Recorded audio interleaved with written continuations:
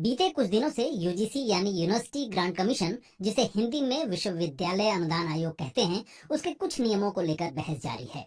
कुछ लोग इसका विरोध कर रहे हैं तो कुछ आवाजें समर्थन में भी सुनाई दी हैं। हाल ही में उत्तर प्रदेश में बरेली के सिटी मजिस्ट्रेट अलंकार अग्निहोत्री ने अपने पद से इस्तीफा दे दिया।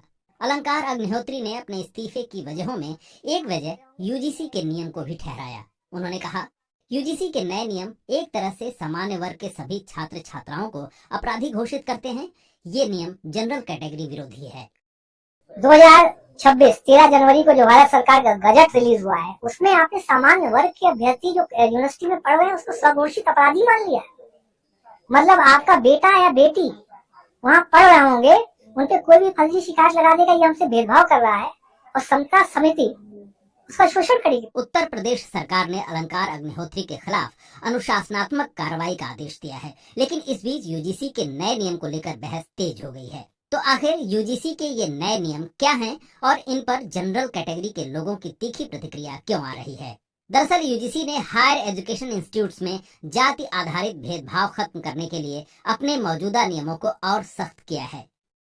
13 जनवरी को यूजीसी ने university grant commission promotion of equity in higher education institutions regulation 2026 जारी किया। नोटिफिकेशन के मुताबिक इसका उद्देश्य धर्म, नस्ल, जाति, लिंग, जन्मस्थान, विकलांगता के आधार पर छात्र छात्राओं से भेदभाव न हो और विशेष रूप से अनुसूचित जाति, अनुसूचित जनजाति, सामाजिक एवं शैक्षणिक रूप से पिछड़े वर्गों, आर्थिक रूप से कमजोर वर्गों, विकलांगों और इनमें से किसी भी वर्ग के भी सदस्यों के विरुद्ध भेदभाव खत्म किया जा सके। इसके अलावा उच्च शिक्षा संस्थानों में समानता को बढ़ावा दिया जा सके।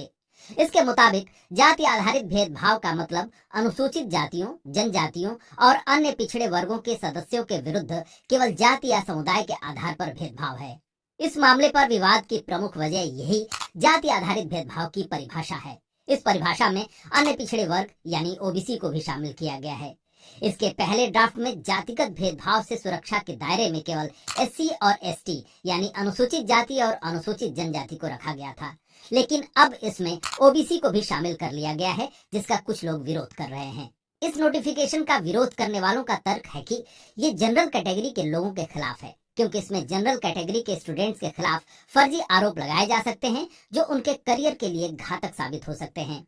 नोटिफिकेशन के मुताबिक उच्च शिक्षण संस्थानों में भेदभाव खत्म करने के लिए एक इक्विटी कमेटी यानी समता समिति बनाई जाएगी, जिसमें ओबीसी, विकलांग, अनुसूचित जाति, जनजाति और महिलाओं का प्रतिनिधित्व होना चाहिए।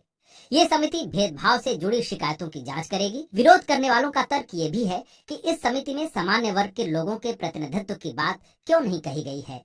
उनके मुताबिक इक्विटी कमेटी में सामान्य वर्ग का सदस्य नहीं होने से जांच निष्पक्ष नहीं हो सकेगी। इस संबंध में कांग्रेस नेता दिग्विजय सिंह के नेतृत्व वाली शिक्षा संबंधी संसदीय समिति ने सिफारिश की थी। उसी सिफारिश के आधार पर ओबीसी को भी इस दायरे में लाया गया है।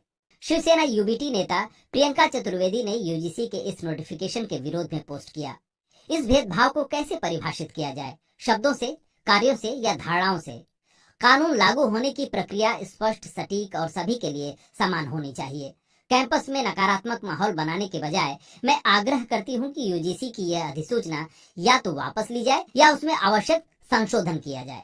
यूजीसी के नए नियमों पर केंद्रीय शिक्षा मंत्री धर्मेंद्र प्रधान ने कहा है कि किसी के साथ भेदभाव नहीं होगा। मैं एक बात बहुत विनम्रता से आश्वस्त करना चाहता हूँ, किसी को उत्पीड़न होने नहीं दिया जाए, कोई भेदभाव नहीं होगा। कोई डिस्क्रिमिनेशन के नाम पे किसी को भी मिसयूज करने का अधिकार नहीं रहेगा।